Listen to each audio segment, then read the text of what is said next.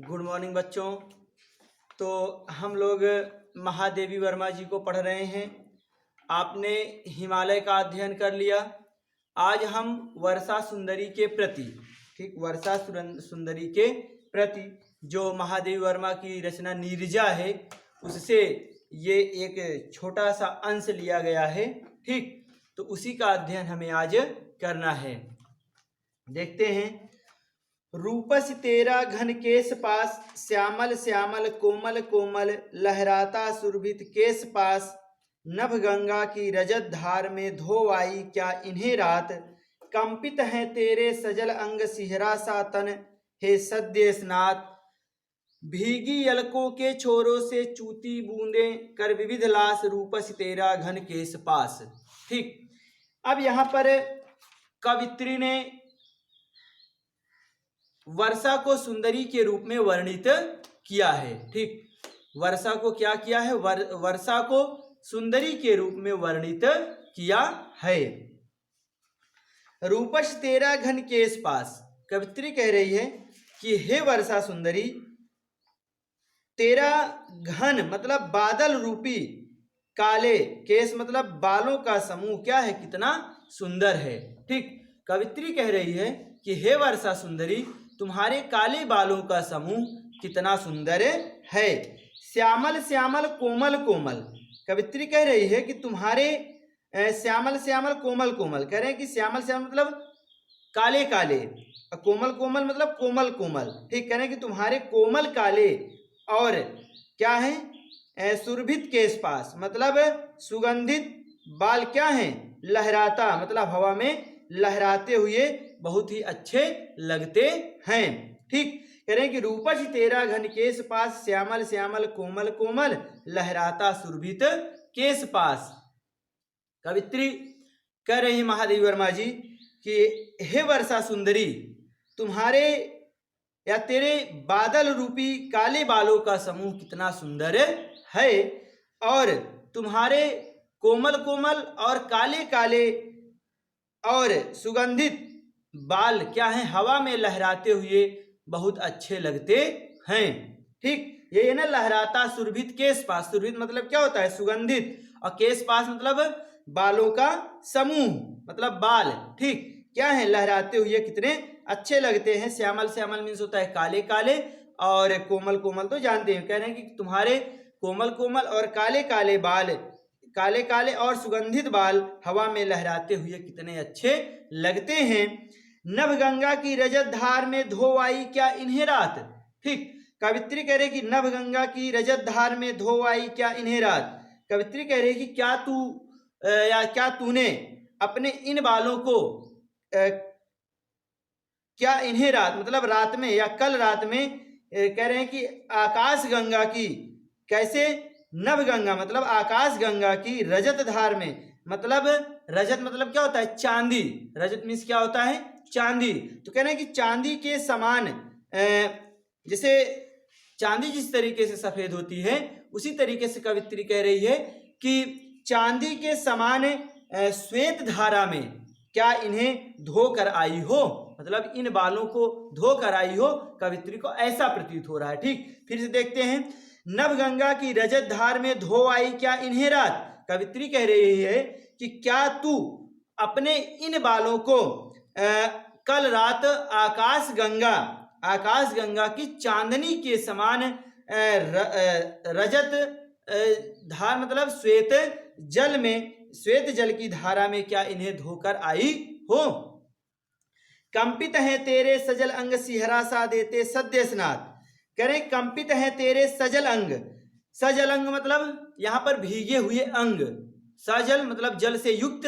ठीक, तो भीगे हुए अंग, कह रहे हैं कि कवित्री कह रहे हैं कि कंपित है तेरे सजल अंग, मतलब कह रहे हैं कि भीगे होने के कारण तुम्हारा जो शरीर है वो क्या है, कंपित मतलब कांप रहा है। ठीक, कंपित है तेरे सजल अंग, कवित्री कह रही क्योंकि तेरा संपूर्ण अंग भीगे होने के कारण कांप रहा है, और सिहरा सा तन दे सद्य स्नात, और कह रहे हैं कि सिहरना मतलब भी क्या होता है, कपकपी कंपित होना। तो कह रहे हैं कि तेरे कंपित शरीर को देखकर ऐसा मालूम होता है, ऐसा मालूम पड़ता है कि जैसे तू अभी स्नान करके आई हो। सद्य स्नात मतलब क्या, सद्य स्नात मतलब क्या होता है, मतलब तुरंत स्नान करके आना। ठीक, ऐसा प्रतीत होता है, यानी कि तुम्हारे कंपित शरीर को देखकर ऐसा लगता है कि जैसे अभी तुम स्नान करके आई हो। ठीक, फिर आगे, भीगी अलकों के छोरों से चूती बूंदी कर विविध लाश रूपस तेरा घन के केस पास। कवित्री कह रही है कि भीगी अलकों के छोरों से, कवित्री कह रही क्योंकि तेरे भीगे बालों से क्या है, जो जल की बूंदे हैं, ठीक, चूती बूंदे मतलब जो जल की बूंदे हैं वो क्या कर रहे हैं, विविध लाश मतलब प्रसन्नता के कारण नीचे टपक रही हैं। अलक मतलब क्या होता है, अलग मीन्स होता है बाल, और कैसा बाल उसको आप लोग समझिएगा। जैसे आप लोग देखे होंगे तो जैसे ये कंडीशन कहाँ होती है, नायिका के ऊपर, ठीक, लड़कियों के ऊपर, स्त्रियों पर लागू होती है। कैसे, उनका बाल की कुछ लटें क्या होती है, यहाँ तक बाल की कुछ लटें क्या होती है, यहाँ तक गालों तक आकर रह जाती है ना, इतनी ही लट यहाँ तक आती है दोनों साइड से, ठीक, या एक ही साइड से। तो बाल का जो वो समूह है उसी को यहाँ पर अलक बोला जाता है। ठीक, बाल के उसी समूह को अलक बोला जाता है। तो यहाँ पर आपको वो चीज समझने की जरूरत है कि अलक क्या होता है। वैसे अगर आप ढूंढने जाएंगे अर्थ इसका तो क्या मिलेगा कि आपको इसका अर्थ बाल ही मिलेगा। ठीक, लेकिन कैसा बाल कि जो यहां से लट के रूप में गालों तक क्या कर रहा है, लटक रहा है। ठीक, आगे साइड में चेहरे पर, फेस पर जो लटक रहा है उसको यहां पर अलक बोला गया है। ठीक, तो वह कवित्री कह रही है कि भीगी अलकों के छोरे से चूती बूंदे कर विविध लाश।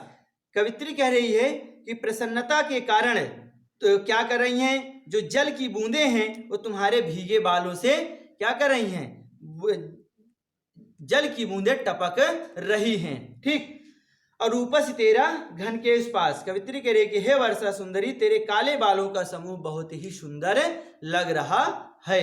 ठीक, तो आपको ये समझ में आया इतना, आगे देखते हैं। अच्छा, इसका काव्य सौंदर्य भी देख लेते हैं।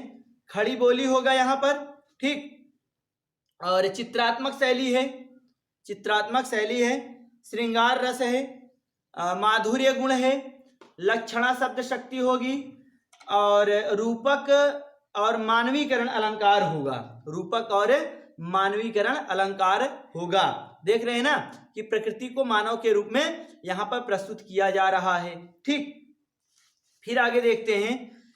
सौरभ भीना झीना गीला लिपटा मृदु व्यंजन सा दुकूल, जल अंचल में झरझर झरते पथ में जुगनू के स्वर्ण फूल, दीपक से देता बार बार तेरा उज्जवल चितवन विलास, रूपस तेरा घन केस पास। ठीक, अब यहां पर क्या है, यहां पर प्रस्तुत पंक्तियों में कवित्री ने वर्षा सुंदरी के श्रृंगार का वर्णन किया है। ठीक, वर्षा सुंदरी के श्रृंगार का वर्णन किया है कि मतलब वर्षा सुंदरी क्या है, किस तरीके का श्रृंगार करती है, उसके बारे में यहाँ पर वर्णन किया गया है। कह रहे हैं कि सौरभ भीना झीना गीला। अब देखिए कवित्री यहाँ पर कह रही है कि हे वर्षा रूपी नायिका, या कवित्री ऐसे कह रही है कि वर्षा रूपी नायिका ने क्या किया है, सौरभ, सौरभ मीन्स होता है सुगंधित, सौरभ मीन्स क्या होता है, सुगंधित। भीना मतलब क्या होता है, भीना मतलब होता है भीगा हुआ, और झीना मीन्स होता है पारदर्शक। झीना मीन्स क्या होता है, पारदर्शक, मतलब जो आर पार दिख सके, और गीला मतलब होता है गीला सा। ठीक, और सॉरी झीना, भीना मतलब होता है हल्का। ठीक, भीना मीन्स क्या होगा, हल्का। तो कवित्री कह रही है क्या कि वर्षा रूपी नायिका ने क्या किया है, सुगंधित, पारदर्शक और कुछ गीला सा, कुछ गीला क्या किया है, लिपटा मृदु अंजन सा दुकूल। दुकूल मतलब क्या होता है, दुपट्टा। दुकूल मीन्स क्या होता है, दुपट्टा। ठीक, और अंजन मतलब क्या होता है, काजल, और काजल मतलब क्या, काला। ठीक, काला रंग। तो यहां पर कवित्री कह रही है कि हल्का जो काले रंग का दुपट्टा है उसको धारण किए हुए है। ठीक, क्या क्या चीजें हैं, कवित्री कह रही है कि वर्षा सुंदरी ने सुगंधित, पारदर्शक, कुछ गीला और हल्के काले रंग का, देखिए भीना का अर्थ हम यहाँ पर नीचे ले रहे हैं, हल्का काले रंग का दुपट्टा धारण किया है। ठीक, और चल अंचल में झरझर झरते पथ में जुगनू के स्वर्ण फूल, दीपक सॉरी हाँ यहीं तक, चल अंचल में झरझर झरते पथ में जुगनू के स्वर्ण फूल। अब देखिए कह रहे हैं कि पथ में मतलब मार्ग में क्या है, जुगनू के स्वर्ण फूल। कह रहे हैं कि जो मार्ग में जो चमकने वाले जुगनू हैं तो वो ऐसे लग रहे हैं कि जैसे वर्षा सुंदरी के चल अंचल, मतलब जो चल मतलब क्या होता है, हिलना डुलना। ठीक, तो कह रहे हैं कि हिलते हुए आंचल से क्या कर रहा है, झरझर झरते स्वर्ण फूल, मतलब सोने के फूल झर रहे हों। ठीक, मतलब कहने का ये है कि जब बरसात होती है तो जब जुगनू क्या होते हैं, उड़ते हैं, तो जुगनू में आप जानते हैं कि उसमें क्या होती है, चमक होती है। तो उसी चमक को यहाँ पर कवित्री ने कहा है क्या, स्वर्ण फूल के रूप में उसका वर्णन किया है।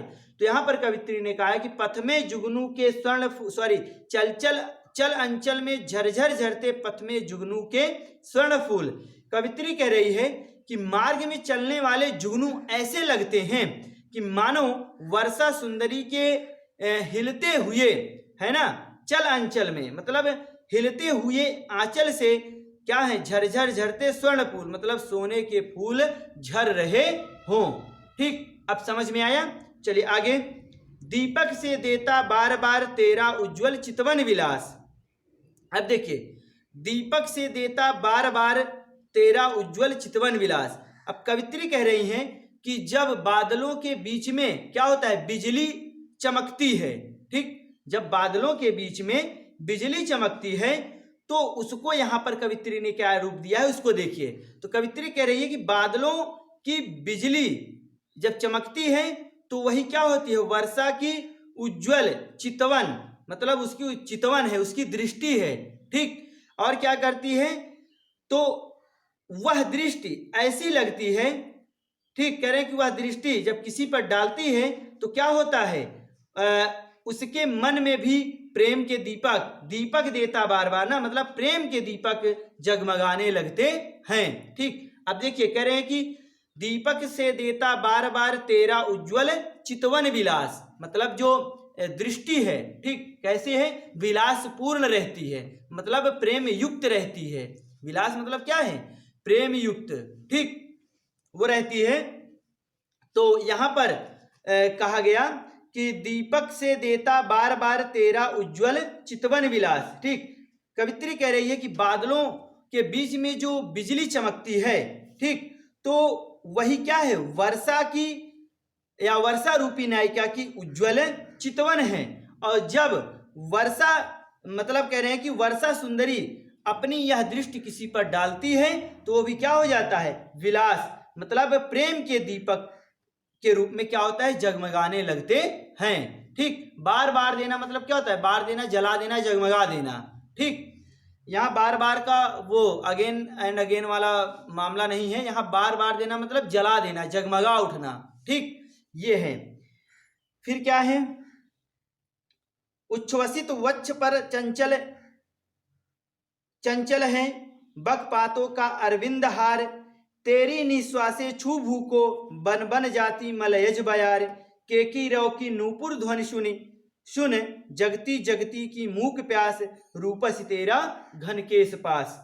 ठीक, अब देखिए यहाँ पर एक लाइन छूट गई थी, रूपस तेरा घन केस पास। तो यहाँ पर उसका भी अर्थ क्या हो जाएगा, वही होगा कि कवित्री कह रही है कि हे वर्षा सुंदरी, तेरे काले बालों का समूह बहुत ही सुंदर लग रहा है।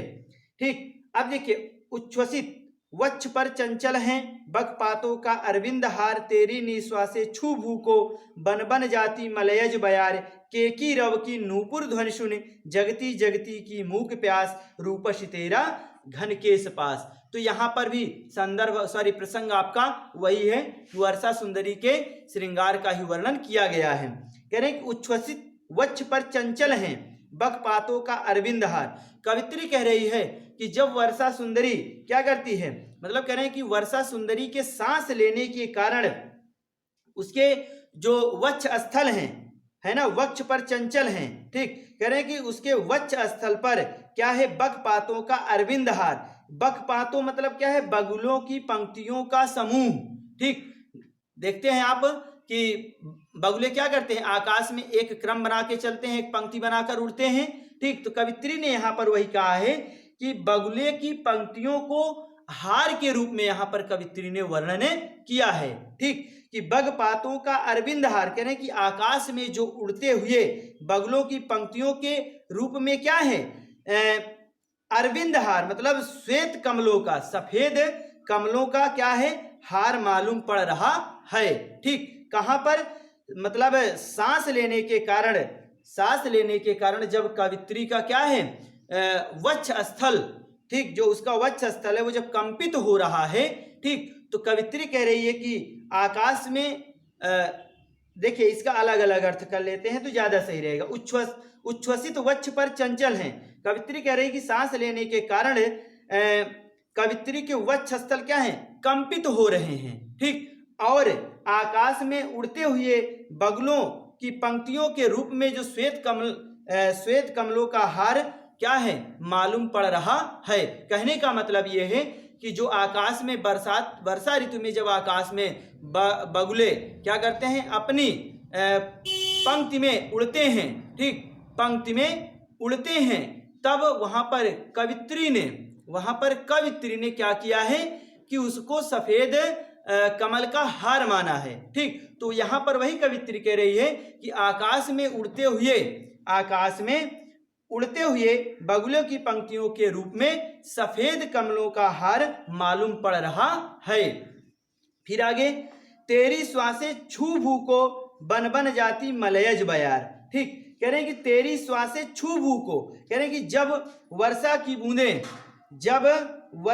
बूंदें क्या होती हैं, पृथ्वी पर गिरती हैं, जब वर्षा की बूंदें पृथ्वी पर गिरती हैं तो क्या है, छू भू को मतलब पृथ्वी के स्पर्श से क्या होती है, जो एक सौंधी सी क्या होती है, सुगंध उठती है। ठीक, कह रहे हैं कि जो सौंधी सी क्या होती है, सुगंध उठती है, तो वो सुगंध इस प्रकार से महकती है कि ऐसा प्रतीत होता है कि जैसे बन बन जाती मलयज बयार, कि जैसे मलय गिरी, मलयज बयार मतलब, मलयज मतलब यहाँ पर क्या है, मलय गिर, और बयार मीन्स क्या होता है, हवा। ठीक, कह रहे हैं कि जैसे मलय गिरी की क्या है, सुगंधित हवा आ रही हो, या मलय गिरी की सुगंध प्रतीत होती है।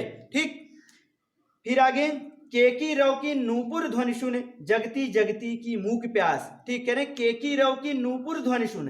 अब देखिए कवित्री यहाँ पर कह रही है कि जब वर्षा ऋतु का आगमन होता है, जब वर्षा ऋतु आती है, तब क्या होता है, चारों तरफ मोर, केकी मीन्स क्या होता है, मोर। ठीक, तो मोर क्या करते हैं, नृत्य करते हैं और मधुर ध्वनि करते हैं। ठीक, तो वह कह रहे हैं कि केकी रव मतलब क्या होता है, रव मतलब ध्वनि होती है।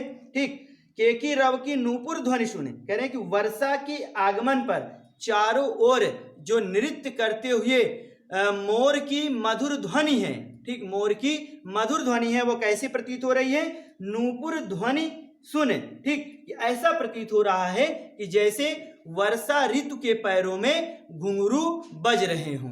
ठीक, नूपुर ध्वनि सुन मतलब घुंघरू बज रहे हों। बहुत सारे लोग पायल भी बोलेंगे, लेकिन मैं बता देना चाहता हूं कि नूपुर मुन से घुंघरू ही होता है। अगर आप पायल करेंगे तो वहां पर पाजेब, पायल के लिए पाजेब शब्द आता है, और नूपुर केवल घुंघरू के लिए ही यूज किया जाता है। ठीक, बस फर्क क्या है कि लोग करते क्या है कि घुंघरू भी पैरों में पहना जाता है तो उसको पायल से तुलना कर देते हैं, तो नूपुर मीन्स केवल और केवल घुंघरू ही होता है। तो फिर से इसको देखते हैं, केकी रव की नूपुर ध्वनि सुने जगती जगती की मूक प्यास। ठीक, यानी कि वर्षा के आगमन पर चारों ओर जो नृत्य करते हुए क्या है, मोरों की मधुर ध्वनि है, वो तेरे पैरों में ऐसा प्रतीत होता है कि जैसे घुंघरू बज रहे हों। ठीक, जगती जगती की मूक प्यास, और कह रहे हैं कि जगती जगती की मूक प्यास, कह रहे हैं कि जिसको सुनकर जगती, एक जगती मीन्स क्या होता है, देखिए यहाँ पर यमक अलंकार आपको मिलेगा, यहाँ पर आपको यमक अलंकार मिलेगा। जगती जगती दो चीजें हैं, एक जगती मीन्स क्या होगा, संसार होगा, और दूसरे जगती मीन्स क्या होता है, जागृत होना। ठीक, जागृत होना, ये दो अर्थ आपको मिलेंगे। तो यहाँ पर जब आप काव्य सौंदर्य भी लिखने जाएंगे तो यहाँ पर आप यमक अलंकार भी बताएंगे। ठीक, तो जगती जगती की मूक प्यास, कह रहे हैं कि जिसको सुनकर संसार के मन में क्या होता है, मूक प्यास। कैसी मूक प्यास, मतलब जो मूक प्यास, मतलब मूक क्या होता है, एक तरीके से भावनाएं, प्रेम, ठीक। तो उसको कहा है कि जो प्रेम पिपासा है वो जागृत होती है, ठीक। कहने का मतलब ये है कि जब मोर क्या करते हैं, वर्षा ऋतु के आगमन पर मधुर ध्वनि में बोलते हैं, तो कवित्री को ऐसा प्रतीत हो रहा है कि जैसे वर्षा सुंदरी, ठीक, जैसे वर्षा सुंदरी के पैरों में घुंघरू बज रहे हों, और जिसको सुनकर, ठीक, जिसको सुनकर संसार के मन में मधुर प्रेम पिपासा जागृत हो जाती है, ठीक, या होने लगती है। अब समझ में आया। रूपस तेरा घन केश पास, रूपस तेरा घन केश पास, ठीक। कवित्री यहां पर कह रही है कि हे वर्षा सुंदरी, हे वर्षा सुंदरी, हे वर्षा सुंदरी, तेरे काले बालों का समूह बहुत ही सुंदर प्रतीत हो रहा है, ठीक। तो इतना समझ में आया आपको। यहाँ पर रूपक, यमक और मानवीकरण अलंकार होगा। बाकी आपका पूरा का पूरा जो काव्य सौंदर्य मैंने अभी बताया, खड़ी बोली, चित्रात्मक शैली, श्रृंगार रस, माधुर्य गुण, लक्षणा, शब्द शक्ति, ये सब आपका वही होगा। अब आगे देखते हैं। इन स्निग्ध लटों से छा दे तन, पुलकित अंकों में भर विशाल, झुक सस्मित शीतल चुम्बन से अंकित कर इसका मृदुल भाल, दुलरा देना बहला देना, यह तेरा शिशु जग है उदास, रूपस तेरा घन केश पास, ठीक। अब देखिए यहाँ पर कवित्री ने वर्षा को माता और इस संसार को शिशु के रूप में वर्णित किया है। कहने का मतलब यह है कि वर्षा में मातृत्व की भावना और संसार में शिशु की कल्पना कर रही है, ठीक। यहाँ पर जो आप प्रसंग बनाएंगे तो प्रसंग आप कई तरीके से बना सकते हैं, ठीक, लेकिन भाव आपका वही आना चाहिए। जैसे मैंने दो तरीके से अभी बताया कि कवित्री ने वर्षा को माँ के समान और संसार को शिशु के समान वर्णन कर रही है, ठीक। ये एक तरीका ये हो गया। और दूसरा तरीका क्या है कि कवित्री ने वर्षा में मातृत्व का और शिशु और क्या है संसार में उसके शिशु की कल्पना कर रही है, ठीक। तो इस तरीके से भी वहां पर प्रसंग आपका बन सकता है। तो ये बात समझ में आई। तो प्रसंग आप किसी भी तरीके से वहां पर लिख सकते हैं।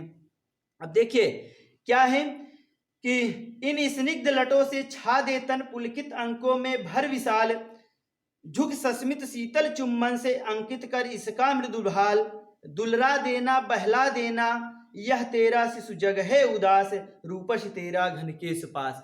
यहां पर आपको अर्थ समझने के लिए नीचे पंक्ति में आना पड़ेगा। बात समझ में आ रही है। सबसे नीचे पंक्ति से यहां पर हम अर्थ को लेंगे, ठीक, तभी हमारा सेंटेंस कंप्लीट होगा, नहीं तो सेंटेंस इधर उधर होता रहेगा। जैसे पीछे भी मैंने कई बार बताया कि नीचे पंक्ति से हमें अर्थ लेना होगा, तो यहां पर पूरे के पूरे एक पद में ही हमें नीचे से अर्थ लेना पड़ेगा, ठीक। देखते हैं कैसे। यहां से कह रहे हैं कि यह तेरा शिशु जग है उदास, ठीक। देखिए कवित्री कह रही है कि तुम्हारा रूपस तेरा घन केश पास, ठीक, रूपस तेरा घन केश पास। तो देखिए कवित्री कह रही है कि जो तुम्हारे काले बालों का समूह है ये बड़ा सुंदर लग रहा है, और क्या होता है जब लहराता है, ठीक, लहरा रहा है, तो इससे क्या होता है, यह तेरा शिशु जग है उदास। तो कह रहे हैं कि तुम्हारा जो जग रूपी शिशु है यह उदास दिखाई दे रहा है, यह उदास दिखाई दे रहा है। दुलरा देना बहला देना, ठीक, कह रहे हैं कि इसको तुम इसे क्या करना, दुलार दो और प्यार दो। किस तरीके से, इन स्निग्ध लटों से छा दे तन, पुलकित अंकों में भर विलास, ठीक, कह रहे हैं कि इन स्निग्ध लटों से छा दे तन। अब देखिए कह रहे हैं कि जिस प्रकार से यहाँ भाव को आपको चित्रात्मक शैली में जाकर दिमाग में क्या करना पड़ेगा, चित्र बनाना पड़ेगा, तब वो भाव समझ में आएगा। यहाँ पर कवित्री कह रही है कि जिस प्रकार से बच्चे को प्यार करते समय क्या होता है कि माँ की अलकें, अलग अभी हमने बताया ना कि जो आगे की लटें होती हैं वो क्या होती हैं, तो जब माँ क्या करती है, बच्चे को प्यार करती है, तो उसकी अलकें या उनके जो बाल होते हैं वो बच्चे के ऊपर गिर जाते हैं, बच्चे के ऊपर गिर जाते हैं। तो ऐसे ही कह रहे हैं, कैसे, इन स्निग्ध लटों से छा दे तन। स्निग्ध मतलब क्या होता है, चिकना, स्निग्ध मतलब क्या होता है, चिकना। तो कह रहे हैं कि इन स्निग्ध लटों से छा दे तन, कह रहे हैं कि वैसे ही तुम भी अपनी चिकनी लटों से इस संसार रूपी शिशु को भी क्या करो, ढक दो। ठीक, यही है, इन स्निग्ध लटों से छा दे तन, मतलब इस संसार रूपी शिशु के तन को भी ढक दो। यानी कि जिस प्रकार से कोई माँ अपने बच्चे को जब प्यार करती है तो उसकी लटें, उसके जो बाल होते हैं वो क्या करते हैं, बच्चे के ऊपर, शिशु के ऊपर गिर जाते हैं तो बच्चा ढक जाता है। ठीक, उसी प्रकार से कवित्री कह रही है कि तुम भी क्या करो, अपनी चिकनी लटों से संसार रूपी शिशु को ढक दो। ठीक, फिर आगे, पुलकित अंकों में भर विशाल, और कह रहे हैं कि जिस प्रकार से माँ अपने बच्चे को गोदी में उठाकर प्यार करती है, दुलार करती है, वैसे ही वो कह रहे हैं वैसे ही क्या करिए, इस संसार रूपी शिशु को भी अपनी विशाल रोमांचित गोद में भर लीजिए। ठीक, पुलकित मतलब रोमांचित और भर विशाल मतलब विशाल गोद में, अंक मतलब गोद में भर लीजिए। ठीक, झुक सस्मित शीतल चुम्बन से अंकित कर इसका मृदुल भार। ठीक, कह रहे हैं कि जैसे झुक सस्मित शीतल चुम्बन से, कह रहे हैं कि नीचे की ओर झुको, है ना, झुक सस्मित, कह रहे हैं कि नीचे की ओर झुको। कहने का मतलब यह है कि आकाश